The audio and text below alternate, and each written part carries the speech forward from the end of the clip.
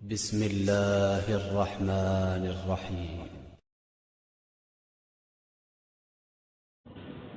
السلام عليكم ورحمة الله وبركاته. الحمد لله رب العالمين، والصلاة والسلام على رسوله الأمين وعلى آله وأصحابه أجمعين. أما بعد، فقد قال الله تبارك وتعالى في كلامه القديم: أعوذ بالله من الشيطان الرجيم، بسم الله الرحمن الرحيم. يا أيها الذين آمنوا إذا نودي للصلاة من يوم الجمعة فاسعوا إلى ذكر الله وذروا البيع ذلكم خير لكم إن كنتم تعلمون. وقال نبينا صلى الله عليه وسلم: إذا قلت لصاحبك يوم الجمعة أنصت والإمام يخطب فقد لغوت، أو كما قال صلى الله عليه وسلم. எல்லா புகழும் ஏக இறைவனாகிய அல்லாஹ் ஒருவனுக்கே உரித்தாகட்டும். ஸலாத்தும் ஸலாமும் ஈருலக தூதர், உலகை திருத்திய உத்தமர், நமது உயிரினும் மேலான கண்மணி நாயகம் ஸல்லல்லாஹு அலைஹி வஸல்லம் அவர்கள் மீதும், அவர்களை பின்பற்றி வாழ்ந்த உத்தமர்களான சத்திய சஹாபாக்கள், தாபிஈன்கள், தபஉ தாபிஈன்கள், நல்லோர்கள், மேன்மக்கள் அனைவர் மீதும் என்றென்றும் நிலவட்டுமாக. எல்லாம் வல்ல அல்லாஹுவின் மகத்தான அருளும் அவனுடைய வற்றா பெருங்கருணையும் நம் அனைவர் மீதும் என்றென்றும் பொழியட்டுமாக. கண்ணியத்திற்குரிய அல்லாஹுவின் நடிகார்களே, இந்த வெள்ளிக்கிழமை தினத்தை பற்றியும் ஜும்மா தொழுகையை பற்றியும் அதனுடைய சில நடைமுறைகளை பற்றியும் இந்த உரையின் மூலமாக உங்களுக்கு நான் நினைவுபடுத்த ஆசைப்படுகிறேன். பொதுவாக ஜும்மா தொழுகை விஷயத்தில் நம்முடைய முஸ்லிம் சமூகத்தில் சில பேரிடம் அலட்சிய போக்கும் மெத்தனமும் காணப்படுவதை நாம் வருத்தத்தோடு நினைத்து பார்க்க வேண்டியது இருக்கிறது. இப்போ ஜும்மா தொழுகைக்காக பாங்கு சொல்லப்பட்டு விட்டது. அல்லாஹ் சொல்கிறான், ஜும்மா தொழுகைக்காக பாங்கு சொல்லப்பட்டால் ஃபஸ்அவு இலா திக்ரில்லாஹ், அல்லாஹ்வை நினைவு கூறுவதற்காக நீங்கள் பள்ளிவாசல் நோக்கி விரைந்து வாருங்கள் என்று அல்லாஹ் சொல்லிவிட்டான். விரைந்து வந்த மக்களுடைய தலைகளை எண்ணி பார்த்தால் இந்த பள்ளிவாசலுடைய மொத்த கெப்பாசிட்டியில் அநேகமாக ஒரு 5% இருக்கலாம் என்று நான் நினைக்கிறேன். நம்ம கரெக்ட் இருக்கலாமா?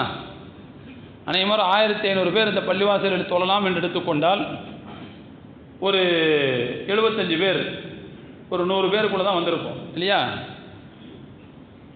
அப்போ கிட்டத்தட்ட ஒரு 5% மக்கள் தான் ஆரம்பத்திலேயே பள்ளிவாசலுக்கு வருகிறார்கள்.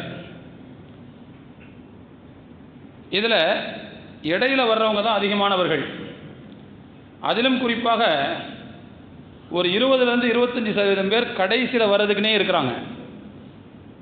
அவங்களுக்குனே அல்லாஹ் என்ன செஞ்சுருக்கிறான்னு சொன்னால் அந்த மாதிரி எழுதி வச்சுருக்கிறான், கடைசியில் தான் போகணும்.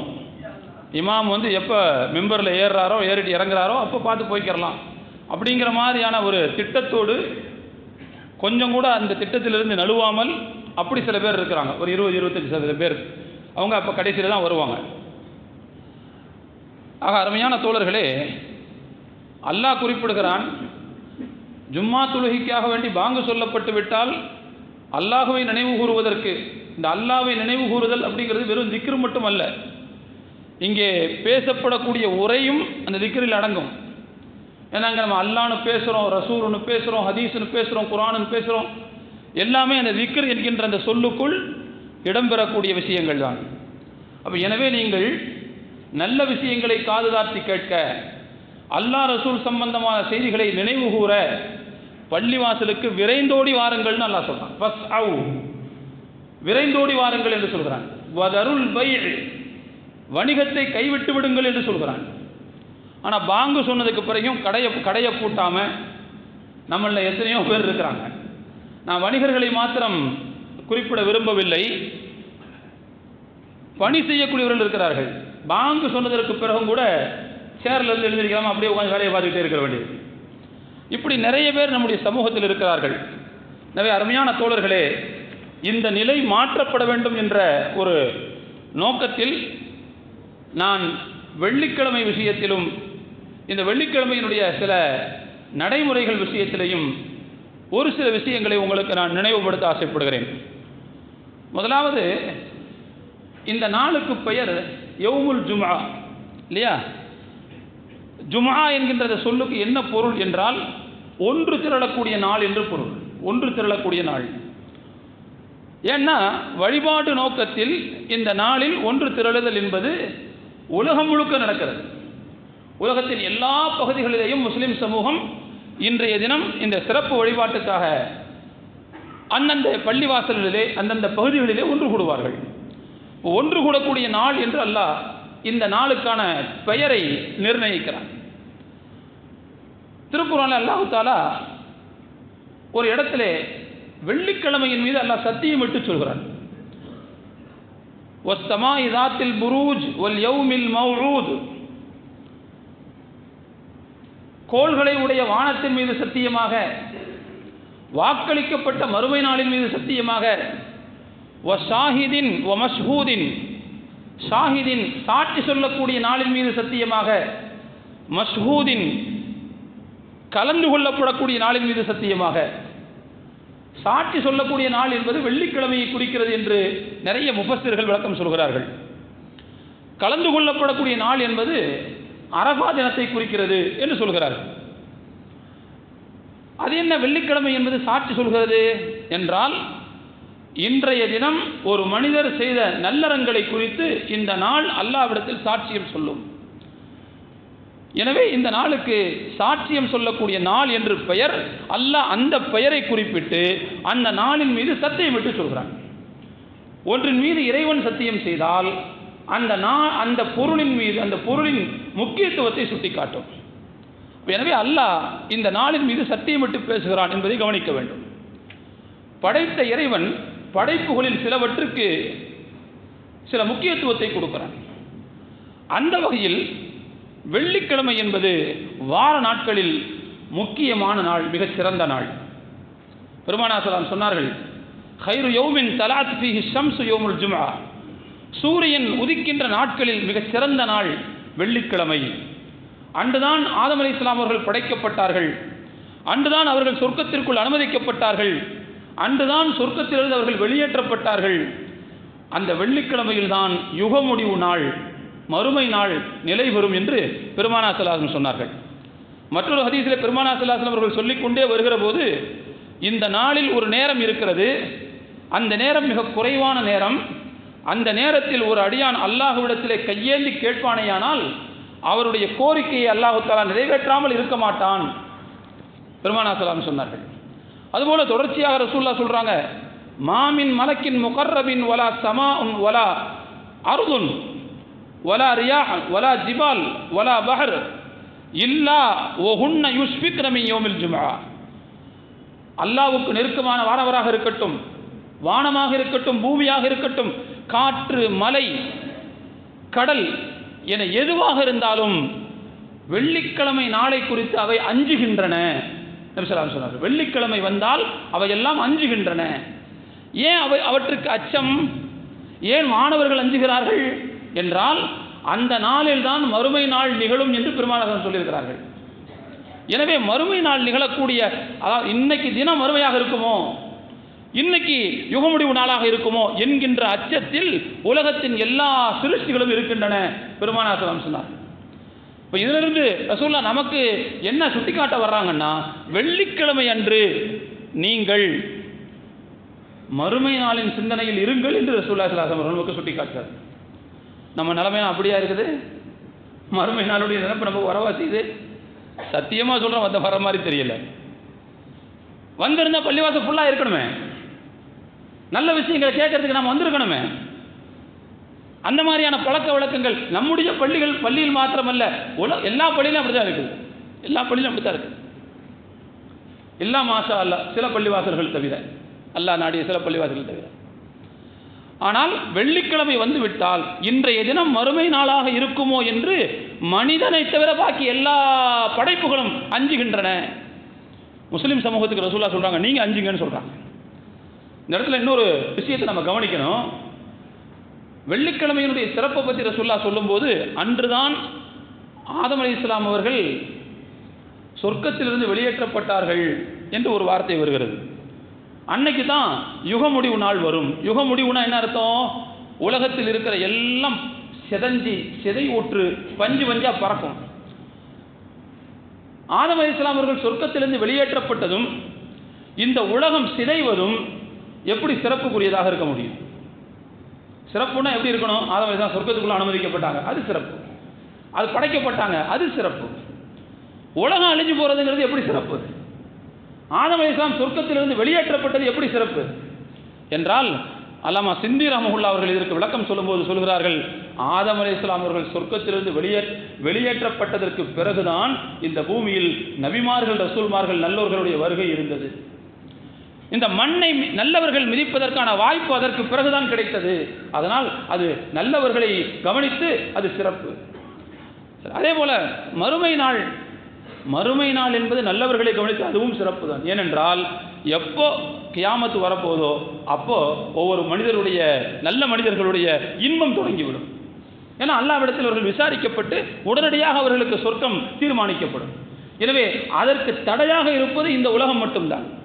எனவே இந்த உலக அழிவு என்பது நல்லவர்களை பொறுத்து அது மிகச் சிறந்தது என்று அல்லாமா அறிஞர் சிந்தி ரஹ்மத்துல்லாஹி அவர்கள் குறிப்பிடுகிறார். ஆக அருமையான தோழர்களே, மிகச் சிறந்த நாள் இந்த நாள். அது மட்டுமல்ல, வெள்ளிக்கிழமை வார வழிபாட்டு நாள். அந்த ஒரு நாள் ஃபுல்லாக இபாதத்தில் தான் இருக்கணும், நல்ல நல்ல செயல்களில் ஈடுபட வேண்டும் என்கின்ற நிபந்தனையை வைத்து அல்லாஹ் இந்த நாளை முதலில் யூதர்களுக்குத்தான் அல்லாஹ் கொடுத்தான். வெள்ளிக்கிழமை ஃபுல்லாக என்ன செய்யுங்க, நல்லா வழிபடுங்க, வீட்டில் உட்காந்து நல்லா ஆக்கி சாப்பிடுங்க, நல்லா தொழுவுங்க என்று சொன்னாங்க. அவர்கள் பார்த்தார்கள், இல்லை எங்களுக்கு வெள்ளிக்கிழமை சரியாக வர மாதிரி தெரியல, நாங்கள் சனியை வச்சுக்கிறோம்னு சொல்லி சனிக்கிழமை அவன் தான் கேட்டான். சப்த் அப்படின்னு சொல்லி அவங்கள்ட்ட ஒரு வழிபாடு ஒன்று இருக்குது. எங்கள் வெள்ளி வேண்டாம் என்று சொல்லிவிட்டார்கள். சனியை தா என்று சொன்னார். சனியை வாங்கி கொடுத்துக்கிட்டாங்க. அடுத்து அல்லாஹ் இதே வெள்ளிக்கிழமையை கிறிஸ்தவர்கள் ஈசா நபியை பின்பற்றியவர்களுக்கு அல்லாஹ் கொடுத்தாங்க. அந்த சமூகமும் எங்களுக்கு வெள்ளிக்கிழமை வேண்டாம், ஞாயிற்றுக்கிழமையை கொடுங்கன்னு வாங்கிக்கிட்டாங்க. அல்லாஹு தஆலா இயற்கையாக இந்த வெள்ளிக்கிழமையை வார வழிபாட்டு நாளாக அனுசரிக்கக்கூடிய வாய்ப்பை இந்த சமூகத்திற்கென்றே கொடுத்தான். இந்த சமூகத்துக்கே கொடுத்தான். அந்த வகையில் வெள்ளிக்கிழமை என்பது முஸ்லீம்களுக்குரியது, சனிக்கிழமை என்பது யூதர்களுக்குரியது, ஞாயிற்றுக்கிழமை என்பது கிறிஸ்தவர்களுக்குரியது. ஆனால் முதல்ல அவங்களுக்கு தான் அல்லாஹ் வெள்ளிக்கிழமையை கொடுத்தான். அவங்க வேணான்ட்டாங்க. அவர்களை வெள்ளிக்கிழமை விஷயத்தில் அல்லாஹ் தடமுறல வைத்து விட்டான். இதே மாதிரி தான் நாளை மறுமையில், இந்த உலகத்துக்கு வந்தது வேணா நாம கடைசியாக இருக்கலாம், நாளை மறுமையில் முதலில் விசாரிக்கப்பட்டு தீர்ப்பு சொல்லப்படக்கூடியவர்களாக நாம் தான் இருப்போம். நஹ்னுல் அவ்வலூன் அஸ்ஸாபிகூன் சொன்னாங்க. நாம் தான் மறுமை நாளில் முதலாமவர்களாக முந்தியவர்களாக இருப்போம். நமக்கு பின்னால் தான் எல்லாரும் வருவாங்க. எப்படி வெள்ளிக்கிழமை விஷயத்தில் நமக்கு பின்னால் தான் மற்றவர்கள் இருக்கிறார்களோ, வெள்ளி சனி ஞாயிறு, அதுபோல நாளை மறுமையில் நமக்கு பின்னால் தான் எல்லாம் வருவாங்க நபி ஸல்லல்லாஹு அலைஹி வஸல்லம் சொன்னாங்க. எதுக்கு சொல்ல வரேன்னா தோழர்களே, வெள்ளிக்கிழமை வார வழிபாட்டு நாளாக அதை அனுசரிக்க வேண்டும் என்கின்ற அந்த தனிச்சிறப்பை இந்த சமூகம் அடைய வேண்டும் என்று அல்லாஹ் விரும்பினான். அதனால தான் அந்த சமூகத்தாருக்கு கொடுக்கப்பட்ட போது வேணான்னு தட்டி கழிச்சிட்டாங்க எல்லாரும். எனவே அருமையான தோழர்கள், அந்த வகையில் வெள்ளிக்கிழமை என்பது இந்த சமூகத்திற்கு கிடைத்த மிகப்பெரிய தனிச்சிறப்பு என்பதை நாம் புரிந்து கொள்ள வேண்டும். அதிலேயும் குறிப்பாக இந்த நாளில் ஒரு நேரம் இருக்கிறது. அந்த நேரத்தில் அல்லாஹ்விடத்தில் ஒரு அடியார் கையேந்தி கேட்டால் அவருடைய கோரிக்கையை அல்லாஹ் நிறைவேற்றாமல் இருக்க மாட்டான். அப்படி ஒரு நேரம் இருக்கிறது. ஆனால் அந்த நேரத்தை ரசூலுல்லாஹ் சொல்லும்போது இப்படி கையை இப்படி சுட்டி காட்டி இப்படி சொன்னாங்க ரசூலுல்லாஹ். அப்படின்னா என்ன அர்த்தம்? அந்த நேரம் மிக கம்மியான நேரம்னு சொன்னாங்க. ரொம்ப கம்மியான நேரம். அது என்ன நேரம்? இந்த ஹதீஸுக்கு விளக்கம் சொல்லக்கூடிய அறிஞர்கள் நிறைய நேரங்களை சொல்கிறார்கள். அதில் வெளிப்படையாக சஹீஹான ஹதீஸ்களில் 2 நேரம் சொல்லப்படுகிறது. ஒரு நேரம் என்னன்னு சொன்னால், வெள்ளிக்கிழமை அசருக்கு பிறகிலிருந்து சூரியன் மறைகின்ற நேரம் வரை என்று தெளிவாக ஹதீஸில் வருகிறது. அதே போல் இன்னொரு ஹதீஸில் அது எந்த நேரம் என்பதை குறிப்பிடும் போது, இமாம் மிம்பரில் அமர்ந்ததிலிருந்து தொழுகை முடிகின்ற நேரம் வரை என்று சொல்லப்பட்டிருக்கிறது. இந்த 2மே நாம் எடுத்துக்கொள்ளலாம். இது குறித்து வந்திருக்கக்கூடிய எல்லா கருத்துக்களும் கவனிக்கப்படக்கூடியவை தான். ஆனால் குறிப்பாக ரசூலுல்லாஹ் தங்களுடைய நபிமொழியில் இதை சொல்லியிருக்கிற காரணத்தினால் இந்த 2 நேரத்தையுமே நம்ம எடுத்துக்கொள்ளலாம். அல்லாஹு தாலா இந்த நேரத்திற்கென்று தனிச்சிறப்பை கொடுத்திருக்கிறான். கேட்ட எதுவும் அல்லாஹ்விடத்தில் வீண் போகாது. ஒரு நேரம் இமாம் மிம்பரில் அமர்ந்ததிலிருந்து தொழுகை முடிகின்ற வரை, இன்னொரு நேரம் அசருக்கு பிறகு, இன்றைய தினம் அசருக்கு பிறகிலிருந்து சூரியன் வரைகின்ற நேரம் வரை என்று சொன்னார். முஸ்லிம் சமூகத்திற்கு அல்லாஹ்விடத்தில் கோரிக்கை வைக்க வேண்டிய எத்தனையோ தேவைகள் இருக்கின்றன. அவர்களுக்கு உள்ளிலிருந்தும் வெளியிலிருந்தும் பல்வேறு பிரச்சனைகள் இருக்கின்றன. எனவே அந்த பிரச்சனைகள் எல்லாம் அல்லாஹ்விடத்திலே முறையிடுவதற்கு இந்த நாளை நாம் முழுமையாக பயன்படுத்திக் கொள்வதற்கு வாய்ப்பாகத்தான் அல்லாஹ் இப்படிப்பட்ட தனிச்சிறப்புகளை நமக்கு தருகிறான் என்பதை நாம் சற்று புரிந்து கொள்ள கடமைப்பட்டிருக்கிறோம். அல்லாஹ் தஆலா வெள்ளிக்கிழமையினுடைய சிறப்பு சுட்டி காட்டுறதுக்குனே குர்ஆன்ல வெள்ளிக்கிழமை என்கின்ற தலைப்பிலேயே ஒரு சூறாவை ஏற்படுத்தினான். யௌமுல் ஜும்ஆ, அல் ஜும்ஆ அப்படிங்கிற பேரில் ஒரு சூரா குர்ஆனிலே இருக்கிறது. 28வது ஜுஸுல அந்த அத்தியாயம் இடம்பெறுகிறது என்பதை பார்க்கிறோம். நபி ஸல்லல்லாஹு அலைஹி வஸல்லம் அவர்கள் சொன்னார்கள், இந்த நாள் முஸ்லிம்களுக்கு அல்லாஹ் பெருநாளாக ஆக்கியிருக்கிறான் என்று சொன்னார்கள். வெள்ளிக்கிழமை என்பது முஸ்லிம்களுக்கு அல்லாஹ் பெருநாளாக ஆக்கிய தினம் என்று சொன்னார்கள். ஆதாரபூர்வமான ஹதீஸில் வருது. தோழர்களை, பெரும்பாலும் வருஷத்தில் எப்படி பெருநாள் வருகிறது அதுபோல வாரத்தில் நமக்கு வெள்ளிக்கிழமை என்பது பெருநாள். பொதுவாக பெருநாளிலே தொழுகையும் இருக்கும், தியாகமும் இருக்கும் இல்லையா? ஹஜ்ஜு பெருநாளில் தொழுகையும் உண்டு, குர்பானும் உண்டு. நோன்பு பெருநாளில் தொழுகையும் உண்டு, சதகத்துல் ஃபித்ர் அது ஒரு வகையில் தியாகம், ஈகை அதுவும் உண்டு. அதுபோல் அல்லாஹு தஆலா வெள்ளிக்கிழமை என்று நமக்கு பெருநாளாக ஆக்கியிருக்கிறான். இதிலே சிறப்பு தொழுகை இருக்கிறது. மற்ற ஃபர்லான தொழுகைகளை விட இந்த தொழுகைக்கு மிக சிறப்பு இருக்கிறது. ஏன்னா மற்ற தொழுகைகள் நம்ம சத்தம் போட்டு ஓத மாட்டோம், இதில் சத்தம் போட்டு ஓதுவோம். மற்ற தொழுகைகளை 4 ரக்காத்து, இதில் 2 ரக்காத்தினுடைய இடத்தை குத்துபா அடைந்து கொள்கிறது, அந்த ஸ்தானத்தை அது வகிக்கிறது. இப்படி நிறைய சிறப்புகள் இந்த தொழுகைக்கு உண்டு. தோழர்களே, வெள்ளிக்கிழமை தொழுகை இருக்கிறது, அதோடு சேர்த்து குர்பானியையும் இங்கே அல்லாஹ் ஏற்படுத்துகிறான். நாம் யாரும் போய் குர்பானிலாம் கொடுக்கறதில்ல, வீட்டுக்கு கறி தான் வாங்குவோம் இல்லையா? வெள்ளிக்கிழமை அன்றைக்கி கறி வாங்குறத வரலாவே வச்சுருக்கிறோம். அவங்கவுங்களுடைய வசதியை பொறுத்து சிக்கன், சில பேர் மட்டன், சில பேர் காடை கவுதாரின்னு அப்படி போகிறதுன்னு வச்சுக்கலாம். மொத்தத்தில் யாரும் குர்பானிலாம் கொடுக்கறதில்ல. ஆனால் அல்லாஹ் என்ன செய்கிறான்னா இந்த நாளுக்கு குர்பானியையும் சேர்த்து வைத்திருக்கிறான். எப்படி அப்படின்னா, எவ்வளவு தூரம் ஜும்மா தொழுகைக்காக நாம் சீக்கிரமாக வருகிறோமோ அவ்வளவு தூரம் குர்பானி கொடுத்த நன்மையை நாம் பெறுகிறோம் என்று சொல்ல சொன்னார். ஜும்மாவுக்கான அந்த நேரம் இருக்குது பாருங்க, காலையில் சூரியன் உதிச்சதிலிருந்து ஜும்மா வரைக்குமான அந்த நேரம் இருக்குது பாருங்க. இந்த நேரத்தை ஒரு 5 பகுதிகளாக பிரித்து அதில் முதலாவது பகுதியில் யார் வருகிறார்கள்? அவர்கள் ஒட்டகத்தை குர்பான் செய்தவர்களை போன்றவர்கள். 2வது பகுதியில் வருபவர்கள் மாட்டை குர்பான் செய்தவர்களை போன்றவர்கள். 3வது நேரத்தில் வருபவர்கள் ஆட்டை குர்பான் செய்தவர்களை போன்றவர்கள். 4வது நேரத்தில் வருபவர்கள் கோழி, 5வது நேரத்தில் வர்றவங்க முட்டை. சொன்னாங்களா இல்லையா? அப்போ நாம் எவ்வளவு ஜும்மாவுக்கு சீக்கிரமாக வருகிறோமோ அதையே அல்லாஹ் குர்பானியினுடைய ஸ்தானத்தில் கொண்டு வந்து வைக்கிறான். அப்போ எனவே பெருநாள் இது அப்படிங்கிறதுக்கும் அர்த்தம் அங்கே வருவதை நாம் தோழர்களை, இப்படி பல்வேறு சிறப்புகளை அல்லாஹு தஆலா இந்த வெள்ளிக்கிழமைக்கு கொடுத்திருக்கிறான். இந்த வெள்ளிக்கிழமையில் நாம் சில நல்லொழுக்கங்களை பேண வேண்டியது இருக்கிறது, சில நடைமுறைகளை நாம் பேண வேண்டியது இருக்கிறது. அதில் முதலாவது நடைமுறை என்னன்னு சொன்னால், மற்ற நாளில் குளிக்கிறோமோ இல்லையோ, குளிக்க தான் செய்யணும், அது வேறு விஷயம். இன்னைக்கு குளிப்பது என்பது கொஞ்சம் கூடுதல் முக்கியத்துவம் உள்ள சுன்னத். பெருமானார் சொன்னார்கள், இன்றைய தினம் குளிப்பது என்பது வயது வந்த அனைவருக்கும் கடமை என்று சொன்னார்கள். அதே போல் அவர்கள் பல் துலக்க வேண்டும், நன்கு குளிக்க வேண்டும், வாசனை திரவியங்கள் பூச வேண்டும் முடிந்த அளவுக்கு என்று பெருமானார் சொன்னார்கள். குளிக்கிற நேரம் இருக்குது பாருங்க, ஃபஜ்ருக்கு பிறகுலேருந்து குளிக்க ஆரம்பிக்கலாம். ஆனால் இருந்தாலும் முஸ்தஹப் என்ன தெரியுமா? ஜும்மாவுக்கு நாம் எப்பொழுது கிளம்பி வருகிறோமோ அப்பொழுது குளித்து விட்டு வருவது. நான் அதான் ஆரம்பத்திலே சொன்னேன், வார வழிபாட்டு நாளாக இன்றைய தினத்தை ஒதுக்கி கொள்ள வேண்டியது. இன்னைக்கு கடை கிடையாது, ஆஃபீஸ் கிடையாது, எதுவுமே கிடையாது. அந்த மாதிரியான ஒரு சூழ்நிலை நீங்கள் கடைபிடிக்க வேண்டும் என்று அல்லாஹ் எதிர்பார்க்கிறான். அதனால தான் அரபு நாடுகளில் வெள்ளிக்கிழமை அன்னைக்கு லீவு. இன்னைக்கு உலகம் மேற்கத்திய மயமாகி போனதற்கு பிறகு விடுமுறை என்பது சனி ஞாயிறாக மாறி போய்விட்டது இல்லையா? ஆனால் முழுக்க முழுக்க வழிபாடு நோக்கத்திற்காக வேண்டி வெள்ளிக்கிழமையை விடுமுறையாக அனுசரிக்க வேண்டிய தேவை இருக்கிறது அப்படின்னு மார்க்க நமக்கு சொல்லுது தோழர்களே. அதனால எப்போ நம்ம பள்ளிக்கு புறப்பட்டு வர்றோமோ அப்போ குளிக்கணும். முதல் நேரத்தில் புறப்பட்டு வந்தால் முதலாவது நேரத்தில் குளிச்சுட்டு வரும். எப்போ பள்ளிவாசலுக்கு வரோமோ அப்போ குளிச்சுட்டு வரும். அது மட்டும் அல்ல, ரசூலுல்லாஹ் சொல்றாங்க தலையை நல்லா கழுவணும், உடம்பு நல்லா தேய்ச்சி குளிக்கணும்.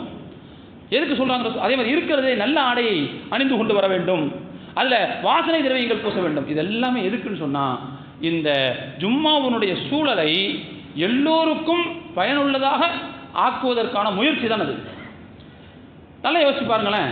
வேலை செஞ்சுக்கிட்டே இருக்கும்போது அப்படி வேர்த்து விறுவிறுத்து அந்த மனுஷ வாடையோடு அங்கே வந்தேன்னு வைங்க, ஒரு ஸ்மெல், ஹியூமன் ஸ்மெல் ஒன்று இருக்கும் பாருங்க, அந்த ஸ்மெல்லோட பள்ளியாசலுக்கு வந்தேன்னு வைங்க, பக்கத்தில் இருக்கிறவங்களுக்கு மட்டும் சங்கடம் கிடையாது, நமக்கு பக்கத்தில் உட்காந்துருக்கிற மாணவர்களுக்கும் சங்கடம் இல்லையா? அதனால தான் ரசூலுல்லாஹ் சொல்கிறாங்க, இன்றைய தினத்தில் அப்படி எந்த வேலையும் செஞ்சிடாதீங்க, ரொம்ப தூய்மையாக, ரொம்ப துப்புரவாக, ரொம்ப நறுமணம் மிக்கவர்களாக நீங்கள் பள்ளிவாசலுக்கு வாருங்கள் என்று நபி ஸல்லல்லாஹு அலைஹி வஸல்லம் சொன்னார்கள். அது மட்டுமல்ல தோழர்களே, நபி ஸல்லல்லாஹு அலைஹி வஸல்லம் இன்றைய தினத்தில் அதிகமாக நீங்கள் ஸலவாத் சொல்லுங்கள் என்று சொன்னாங்க. ஏன்னா வெள்ளிக்கிழமை என்பது சய்யிதுல் ஐயாம், நாட்களின் தலைவர், நாட்களின் தலை. பெருமானார் ஸல்லல்லாஹு அலைஹி வஸல்லம் அவர்கள் நபிமார்களின் தலைவர். நபிமார்களின் தலைவருக்கு நாட்களின் தலையாய நாளில் அதிகமாக ஸலவாத் சொல்ல வேண்டும் என்கின்ற அந்த ஒரு நடைமுறையையும் நபி ஸல்லல்லாஹு அலைஹி வஸல்லம் நமக்கு சுன்னத்தாக ஆக்கியிருக்கிறார்கள். அதே போல தோழர்களே, தொழுகை நிறைவேற்றுவதற்காக தயாராகுதல். இப்போ நான் சொன்ன பாருங்க, குளித்து முடித்து நல்ல ஆடையை உடுத்தி வாசமிக்கவர்களாக இங்கே வருகை தருவது, இங்கே பேசப்பட ஒரு விஷயத்தை புரிஞ்சுக்கிறணும். நம்ம ஒரு காலத்தில் பள்ளிக்கூட அமைப்பு இல்லை, மதரசா அமைப்பு இல்லை, கல்லூரியோ பல்கலைக்கழக அமைப்போ இல்லை. முழுக்க முழுக்க முழுக்க முழுக்க இந்த ஜும்மாவுடைய மேடையை வைத்து மட்டும்தான் மக்களுக்கு அறிவு வெளிச்சம் ஏற்றப்பட்டது. அப்போ முழுக்க முழுக்க மக்கள்கிட்ட மார்க்கம் போய் சேர்றதுக்கான ஒரு மீடியமாக தான் ஜும்மா இருந்திருக்கு. அப்படின்னா இந்த ஜும்மாங்கிறது இந்த சமூகத்துக்கு எவ்வளோ முக்கியங்கிறத பாருங்க. இன்னைக்கெல்லாம் நாம் ஜும்மாவுடைய உரைக்கு எவ்வளவு தூரம் முக்கியத்துவம் கொடுக்குறோம் நமக்கு தெரியல, எவ்வளோ தூரம் கொடுக்குறோன்னு தெரியல இல்லையா? நம்ம இங்கே பேசுறதோடு மட்டும் இல்லாமல் பேசுகிற விஷயத்தை ரெக்கார்டு பண்ணி யூடியூப்ல நடத்தி விடுறோம். ஆனால் எத்தனை பேர் பார்க்குறாங்கன்னு நமக்கு தெரியல. இன்னைக்கு அந்த பொறுமையெல்லாம் யார்த்தையும் கிடையாது. எதா இருந்தாலும் ஷார்ட் அண்ட் ஸ்வீட்டாக சொல்லணும்னு தான் சொல்லிட்டே உட்காந்துருக்காங்க எல்லாருக்கும். ஒரு நிமிஷத்தில் சொல்லுங்கிறாங்க. இந்த யூடியூப், இன்ஸ்டாகிராம்லாம் வந்ததுக்கு பிறகு இந்த சமூகத்துக்கு பிடிச்ச பீடைகளில் மிக முக்கியமான பீடை என்னன்னு சொன்னால், எதையுமே ஒரு நிமிஷத்துக்கு மேலே கேட்கறது இல்லை, எதையுமே ஒரு நிமிஷத்துக்கு மேலே பார்க்கறதும் இல்லை. இது எல்லாத்தையும் இந்த பழக்கம் வந்துருச்சு. அது எப்படி ஒரு நிமிஷத்தில், அரை மணி நேரத்தில் 40 நிமிஷத்தில் சொல்ல வேண்டிய விஷயத்தை எப்படி ஒரு மனிதர் ஒரு நிமிஷத்தில் சொல்ல முடியும்? தோழர்களே, தயவு செய்து நாம் இந்த கட்டுப்பாடுகளிலிருந்து வெளியே வர வேண்டும். நமக்குள்ளே ஒரு வட்டம் போட்டு வச்சிருக்கோம் பாருங்க, அதிலிருந்து வெளியே வர வேண்டிய தேவை இருக்கிறது. மார்க்கத்தை புரிந்து கொள்ள வேண்டும் என்று சொன்னால், மார்க்கம் இயற்கையாக நமக்கு ஏற்படுத்தி வைத்திருக்கக்கூடிய இந்த மாதிரியான செட்டப்புகளை முழுமையாக பயன்படுத்திக் கொள்வதற்கும் அதற்கான வாய்ப்புகளை நாம் தான் உருவாக்கிக் கொள்ளும். அதற்கு நாம் முனைய வேண்டும் என்பதை இந்த நேரத்தில் தெரிவித்துக் கொள்ள கடமைப்பட்டிருக்கிறேன். அதே மாதிரி தோழர்களே, பள்ளிவாசலுக்கு சீக்கிரமாக வர்றது அப்படிங்கிறதும் நான் ஏற்கனவே சொல்லியிருக்கேன். அதே மாதிரி தோழர்களே, வெள்ளிக்கிழமை அன்றைக்கு அல்லாஹ் குர்ஆனில் சொல்றான், பாங்கு சொல்லப்பட்டு விட்டால் நீங்கள் வணிகத்தை கைவிடுங்கள் என்று சொல்கிறாங்க. அதனால்தான் அறிஞர்கள் சொல்கிறார்கள், ஹுத்பாவுடைய பாங்கு, இமாம் மெம்பரில் உட்கார்ந்தாங்க, அந்த பாங்கு இருக்கு பாருங்க, அந்த பாங்கு சொல்லப்பட்டதற்கு பிறகு நடக்கின்ற எல்லா வியாபாரங்களும் ஹராம். ஒரு முஸ்லிம் வணிகர் அப்படி செய்வாரேயானால் அந்த வருவாயினுடைய தன்மை என்னன்னு சொன்னா ஹராம், அது உண்ணக்கூடாது. சில மதுஹபறிஞர்களுடைய கருத்துப்படி, இமாம் அபூ ஹனீஃபா ரஹ்மத்துல்லாஹி கருத்துப்படி, ஹனபியாக்களுடைய கருத்துப்படி முதலாவது பாங்குக்கே அந்த சட்டம் என்று சொல்கிறார்கள். முதலாவது பாங்குன்னா என்ன அர்த்தம்? கொஞ்ச நேரம் 12:30 சொன்னாங்க பாருங்க, அந்த பாங்குக்கே அந்த சட்டம் இருக்கிறது என்று இமாம் அபூ ஹனீஃபா ரஹ்மத்துல்லாஹி அவர்களுடைய ஆய்வு நமக்கு சுட்டி காட்டுகிறது. அதே மாதிரி ஒரு ஊரில் ஒன்றுக்கு மேற்பட்ட பள்ளிவாசல்கள் இருந்தால் கடைசியில் சொல்கிற பள்ளிவாசல் நம்ம கணக்கில் இருக்கக்கூடாது. நம்ம மனசு அதை தான் கணக்கு எடுக்க சொல்லணும். பரவாயில்ல, அந்த பள்ளியில் பாங்கு சொன்னோன்னா கரையை முடிக்கலாம், அந்த பள்ளியில் பாங்கு சொன்னோடனே சேரை விட்டு எழுந்து போய்க்கலான்னு சொல்லும் மனசு. ஆனால் இமாம் அஹமது ஹம்பல் ரஹ்மத்துல்லாஹி அவர்களுடைய ஆய்வு முடிவுப்படி ஒரு ஊரில் ஒன்றுக்கு மேற்பட்ட பள்ளிவாசல் இருந்து அங்கே ஜும்மாவுக்கான பாங்கு சொல்லப்பட்டால் எந்த பள்ளிவாசலில் முதலாவது சொல்லப்படுகிறதோ அதைத்தான் கணக்கில் எடுத்துக்கொள்ள வேண்டும். அதுக்கு பிறகு வணிகம் என்பது ஹராம் என்பது வந்துவிடும். ஏனென்றால் அல்லாஹ் குர்ஆன்ல சொல்றான், ஃபஸ்அவ் இலா ஸிக்ரில்லாஹி வதருல் பை. பாங்கு சொல்லப்பட்டால் பள்ளிவாசலுக்கு நீங்கள் விரைந்தோடி வாருங்கள், வணிகத்தை கைவிடுங்கன்னு சொல்றான். கடைசி பள்ளிவாசல்ல சொன்னான்னு சொல்லல, அல்லாஹ் 5வது பள்ளிவாசல்ல சொன்னான்னு சொல்ல, பாங்கு சொன்னால். அப்ப பாங்கு சொன்னால் என்பதே எந்த பள்ளிவாசல்ல முதலாவது சொல்லப்படுதோ அதுக்கு இது பொருந்துகிறது. எனவே அப்பொழுதே கைவிட்டு விட வேண்டும் என்று இமாம் அஹமது ஹம்பல் ரஹ்மத்துல்லாஹி அலைஹி அவர்கள் சொல்கிறார். ஆக மொத்தத்தில் தோழர்களே, பாங்குக்கு பிறகு நடக்கக்கூடிய வணிகம், செய்யப்படக்கூடிய வேலை என்பது அது தவறு என்பதை இந்த சமூகம் புரிந்து கொள்ள வேண்டும். அதே போல அருமையான தோழர்களே, ஜும்மாவில் நாம் பேண வேண்டிய இன்னொரு முக்கியமான விஷயம் என்னன்னு சொன்னால், உரையை கேட்பதற்காக அமைதி காப்பது, இமாமுக்கு மிக நெருக்கமாக வந்து அமர்வது, இது ரொம்ப முக்கியமான விஷயம். நான் கூட ஆரம்பத்தில் பார்த்தேன், ஒரு 70 பேர் 80 பேர் வந்திருந்தாங்க இல்லையா, அந்த 70 பேர் 80 பேர் பக்கத்தில் இப்படி வந்து உட்காரல, அங்கே ஒருத்தர், இங்கே 2 பேர், இங்கே 4 பேர், இப்படி தான் உட்கார்ந்தோம். அது அல்ல நல்லொழுக்கம். வருபவர்கள் என்ன செய்ய வேண்டும் என்று சொன்னால், முதலாவது இடங்களை பூர்த்தியாக்கி கொண்டே போக வேண்டும். அடுத்த பின்னால் உள்ள இடத்தை அடுத்தவர்களுக்கு தான் நீங்கள் விட்டுக் கொடுக்க வேண்டும். முதல் இடத்தை நீங்கள் எடுத்துக்கிறதுக்கு தான் முயற்சி பண்ணணும். ஆனால் இப்போ நம்ம என்ன செய்யறோம்னு சொன்னால், ரசூலுல்லாஹ் சொல்லியிருக்கிறாங்க, ஜும்மாவுக்கு வரும்போது அடுத்தவங்களை தாண்டி தாண்டி வராதீங்கன்னு சொல்கிறாங்க. ஆனால் தாண்டி தாண்டி வருவதற்கான சூழ்நிலையை யார் ஏற்படுத்துகிறார்கள்? உள்ளே இருக்கிற ஒரு 4 இடத்துல உட்காராமல் இருந்தால் பின்னால் இருக்கிறவங்க அங்கே இடத்த அடைக்கணும்னு வரதானே செய்வாங்க. எனவே அருமையான தோழர்களே, மிக முக்கியமான விஷயம் என்னன்னு சொன்னால், உரையை நாம் கேட்பதற்காக அமரக்கூடிய விதத்திலேயே சில நல்லொழுக்கங்கள் இருக்கின்றன. அதை பேண வேண்டிய பொறுப்பு நமக்கு இருக்கிறது. ஜும்மாவுக்கு வர்றவங்க முதலாவது ஆரம்ப சப்புகளைத்தான் என்ன செய்ய வேண்டும், பூர்த்தி செய்ய வேண்டும். அதற்கு பிறகு அடுத்தடுத்து அப்படியே போகணும். உட்காரும் போதே அத்தையாத்தில் மாதிரி உட்காந்துருக்க முடியாது, கஷ்டமாக இருக்கும். அதனால் என்ன செய்யலாம், கொஞ்சம் சம்பளம் போட்டு உட்காந்துக்கிறலாம். அடுத்த சப்பில் என்ன செய்யணும், ஒரு 10-15 பேர் சப்பு நிற்கும் போது அவர்கள் சப்பில் வந்து நின்றுக்கணும். இப்படி வர வர பள்ளிவாசலை பூர்த்தியாக்கி கொண்டே போனால் பின்னால் வரக்கூடியவர்கள் நம்முடைய தோளை தாண்டி வரக்கூடிய அவலம் நேராது என்பதை நாம் புரிந்து கொள்ள முதலாவது அப்படி என்ன செய்யணும், எடுத்து இது பண்ணணும். அதே மாதிரி இடத்தை விட்டு விட்டு ஓரங்களில் முதலில் அமர்வதை தவிர்க்க வேண்டும். முடியாதவர்களுக்கு பிரச்சனை இல்லை, ஒருத்தவங்களுக்கு உடம்பு முடியல கடைசியில் தான் உட்காரணும், அது பிரச்சனை இல்லை. ஆனால் தேவையில்லாமல் சாய்ந்து கொள்வதற்கு வசதியாக பின்னால் போய் தேடுறது. பொதுவாக சாய்தல் என்பது தேவை இருந்தால் நான் அதை விமர்சிக்கவில்லை, தேவையில்லாமல் சாய்தல் என்பது ஒரு வகையான சோம்பேறித்தனம் என்றுதான் எல்லோரும் சொல்கிறார்கள். நான் மட்டும் சொல்லலை, எல்லோரும் சொல்கிறார்கள். எனவே அருமையான தோழர்களே, நேராக உட்கார்ந்து கேட்கும்போது ஏற்படக்கூடிய அந்த உணர்வுக்கும் சாய்ந்து கொண்டு கேட்கும்போது ஏற்படக்கூடிய உணர்வுக்கும் இடையில் நிறைய வித்தியாசம் இருக்குது. எனவே இந்த விஷயங்களையும் நாம் இங்கே கவனத்தில் எடுத்துக்கொள்ள வேண்டும். அதுபோல தோழர்களே, இமாமின் உரையை செவிமடுப்பதற்கு இடையூறாக பேசுவது, விளையாடுவது, உறங்குவது, செல்போன் ரிங்டோன் அடிப்பது போன்ற எல்லாம் தவிர்க்கப்பட வேண்டும். நபிகள் நாயகம் ஸல்லல்லாஹு அலைஹி வஸல்லம் சொல்கிறார்கள், இதா குல்த லி சாஹிபிக யௌமல் ஜும்அத்தி அன்சித் வல் இமாம் யக்துப். இமாம் உரையாற்றி கொண்டிருக்கும் போது, அது மெம்பர்லாம் சரி தான், இங்கேயும் சரி தான், மெம்பரில் தான் ரசூலுல்லாஹ் சொல்கிறாங்க. ஆனால் அதனுடைய விரிவைத்தான் நம்ம இங்கே செய்கிறோம் இல்லையா, அதில் என்ன சுருக்கமாக சொல்லமோ அதை அங்கே விரிவாக செய்கிறோம். அப்போ இமாம் உரையாற்றி கொண்டிருக்கும் போது அதை கேட்பதற்கு இடையூறாக ஒரு மனிதர் பக்கத்தில் உள்ளவரை பார்த்து, இப்போ கொஞ்சம் அமைதியாக இருப்பா அப்படின்னு சொன்னாலே இவருடைய ஜும்மா பாழாகிவிடும் ரசூலுல்லாஹ் சொன்னாங்க.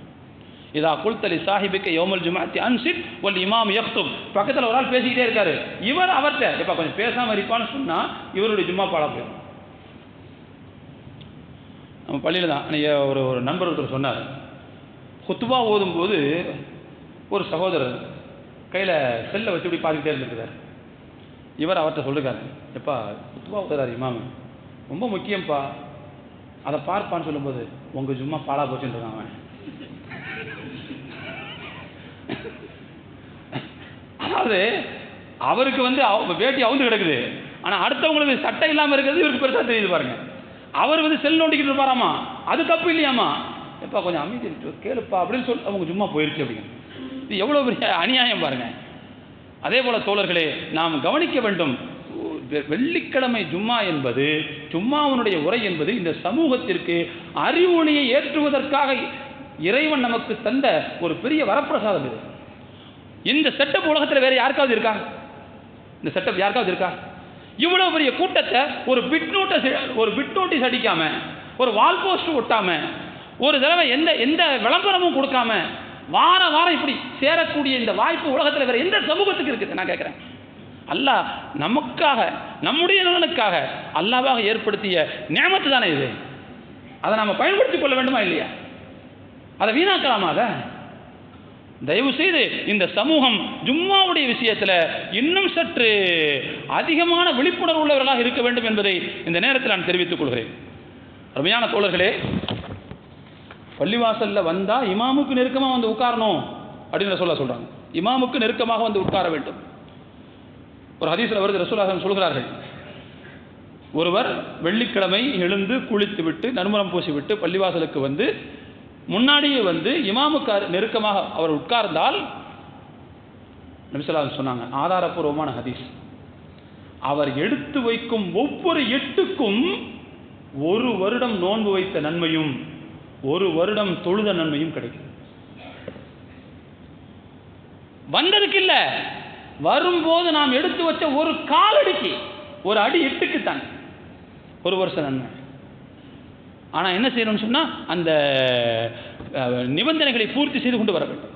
நல்லா குளிச்சுட்டு கொண்டுட்டு நல்லா அத்தர் பூசிட்டு வந்து இமாமுக்கு பக்கத்தில் வந்து நெருக்கமாக வந்து உட்காந்து காது தாழ்த்தி கேட்டு இந்த நிபந்தனைகள் எல்லாம் பூர்த்தி செய்யும் போது நாம் வர்றதுக்காக பயன்படுத்தினோம் பாருங்கள். அப்போ எடுத்து வைக்கக்கூடிய ஒவ்வொரு எட்டுக்கும். அதுபோல் இன்னொரு விஷயம் என்னன்னு சொன்னால், பக்கத்தில் இருந்தால் தயவுசெய்து நடந்தே வந்துடுங்க. ஏன்னா காலடி எட்டுன்னு தான் ரசூலுல்லாஹ் சொல்கிறாங்க. உங்களுடைய சக்கரம் உருண்ட ஒவ்வொரு உருளுக்கும் உங்களுக்கு 1 வருஷம் நன்மை ரசூலுல்லாஹ் சொல்லலை, அதை சொல்லலை ரசூலுல்லாஹ், எடுத்து வைக்கிற எட்டுக்கு தான் சொல்லியிருக்கிறாங்க. அப்போ அதனால் என்ன செய்யணும்னு சொன்னால், பக்கத்தில் இருக்கவங்க நடந்து வர முயற்சி செய்ய வேண்டும். தூரத்தில் இருந்து வர்றவங்க வண்டியில் வந்தால் அது பிரச்சனை வேறு. அப்போது இந்த நன்மையை நாம் பாழாக்கி விடலாமா? இந்த நன்மை எப்போ கிடைக்கும் நமக்கு? ரசூலுல்லாஹ் சொல்கிறாங்க, அவர் வந்து இமாமுக்கு நெருக்கமாக அமர்ந்து காது தாழ்த்தி கேட்கும்போது அவர் வைத்த ஒவ்வொரு எட்டுக்கும் அல்லாஹ் 1 வருடம் நன்மை, 1 வருடம் நோன்பு வைத்த 1 வருடம் தொழுத நன்மை அவருக்கு கிடைக்கும்னு சொன்னார். பெருமானா ஸல்லல்லாஹு அலைஹி வஸல்லம் அவர்கள் இது மாதிரி ஒரு மெம்பரில் நின்று ஜும்மாவில் உரையாற்றி கொண்டிருக்கிறார்கள். அப்போ ஒரு மனிதர் லேட்டாக வந்தார்.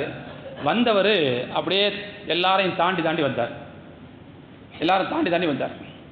ரசூலுல்லாஹ் சொன்னாங்க, இஜ்லிஸ், இப்போ அங்கேயே உட்காருப்பா, நீ பக்கத்து ஆதைத்த ஆணைத்த, நீ லேட்டாக வேற வருவ, மக்களுக்கு சொல்ல வேற கொடுப்பியா, நீ வந்ததே லேட்டு, இதில் எல்லாரும் தலைமையில காலை வச்சு வேற வருவியா, நீ உட்காருப்பா அங்கேயே அப்படின்னாங்க ரசூலுல்லாஹ். அப்போ எனவே தோழர்களே, இப்படி தாண்டி வருவது தவறு என்று சொன்னால், தாண்டி வரக்கூடிய சூழ்நிலையை ஏற்படுத்துவதும் தவறு என்பதையும் நாம் இங்கே புரிந்து கொள்ள கடமைப்பட்டிருக்கிறோம். ஆக அருமையான தோழர்களே, முழுக்க ஜும்மாவினுடைய இந்த சிறப்பும் ஜும்மாவினுடைய இந்த நல்லொழுக்கங்களும் எதற்காக என்று சொன்னால், இன்றைய தினம் இங்கே பேசப்படக்கூடிய கருத்துக்கள், இங்கே போதிக்கப்படக்கூடிய விஷயங்கள் இந்த சமூகத்தினுடைய அறிவொளிக்காக, அறிவு வெளிச்சத்தை கொடுப்பதற்காக சொல்லப்படக்கூடிய விஷயங்கள். கொஞ்சம் யோசிச்சு பாருங்களேன்.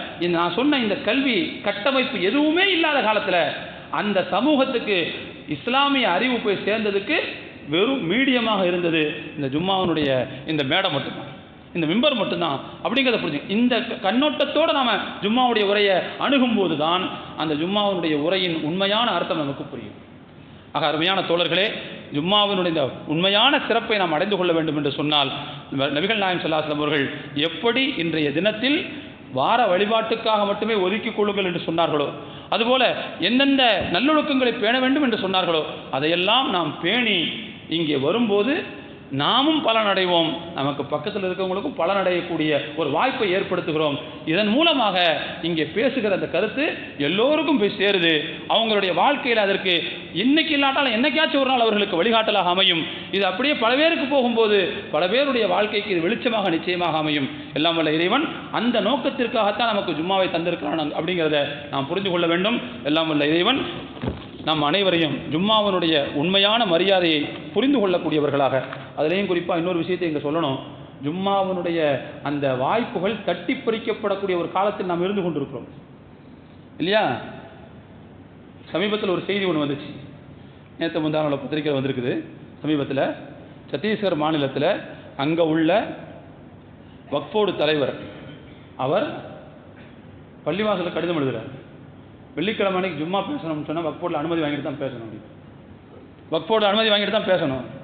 ஏன்னா நீங்கள் பள்ளிவாசலில் அரசியல் பேசுகிறீங்க, மத கலவரத்தை ஏற்படுத்துகிற மாதிரி பேசுகிறீங்க, கொள்றீங்க, பிரச்சனை வருது, அதனால் நீங்கள் அனுமதி வாங்கிட்டு தான் பேசணும் அப்படின்னு சொல்லி அந்த மாநிலத்துக்கு போட்டதோட இதை எல்லா மாநிலங்களும் அமுல்படுத்துவதற்கு அந்த வக்ஃபோர்டு சேர்மன் என்ன செய்கிறாருன்னு சொன்னால் உள்துறை அமைச்சருக்கு கடிதம் எழுதுகிறார். இதெல்லாம் செய்யுங்கன்னு. எவ்வளோ காலம் ஆகும் தட்டி பறிப்பதற்கு இந்த வாய்ப்பு? தோழர்களே, ஒரு விஷயத்தை நான் ஆரம்பத்தில் சொன்ன மாதிரி ஒரு பைசா செலவில்லாமல் இவ்வளோ பெரிய கூட்டம் கூடுது. இது எதிரிகளுடைய கண்ணை கரிக்க வைக்கிறது, அவர்களுடைய நெஞ்சத்தில் இது பொறாமை தீயை ஏற்படுத்துகிறது. இப்படி இவர்கள் திரளுகிறார்கள், இவங்களுக்கு மெசேஜ் கன்வே ஆகுது அப்படிங்கிற ஒரு விஷயம்தான் அவர்களை இப்படியான ஒரு சூழ்நிலையை நோக்கி யோசிக்க வைக்கிறது. அதுபோல் துருக்கியில் ஹிலாஃபத் வீழும்போது அவர்கள் முதலாவது கை வைத்தது எதை? இந்த ஜும்மாவில் தான் கை வச்சாங்க. ஜும்மாவில் தான் கை வச்சாங்க. இந்த சமூகத்திற்கு ஜும்மாவும் அதே போல் ஹஜ்ஜும் இருக்குது பாருங்க, மிக முக்கியமான ஒன்று திரளல்கள். இதை இந்த சமூகத்திலிருந்து எடுக்கணுங்கிறதுக்காக மேற்கத்திய உலகம் மிகப்பெரிய திட்டங்களை வைத்துக் கொண்டிருக்கிறார்கள். அது இப்போ வராது, எப்போ வரும்னு சொல்ல முடியாது. அப்போ இந்த மாதிரியான வாய்ப்புகள் தட்டி பறிப்பதற்கு முன்பு, தட்டி பறிக்கப்படுவதற்கு முன்பு நாம் இதை பயன்படுத்தி கொள்ள வேண்டும். எல்லாம் வல்ல இறைவன் அருள் பாலிக்க வேண்டும் என்று துவா செய்தவனாக என்னுடைய உரையை நிறைவு செய்கிறேன். வாஹுர் தவானா அனில் அல்ஹம்துலில்லாஹி ரப்பில் ஆலமீன். அஸ்ஸலாமு அலைக்கும் வரஹ்மத்துல்லாஹி வபரகாத்துஹு.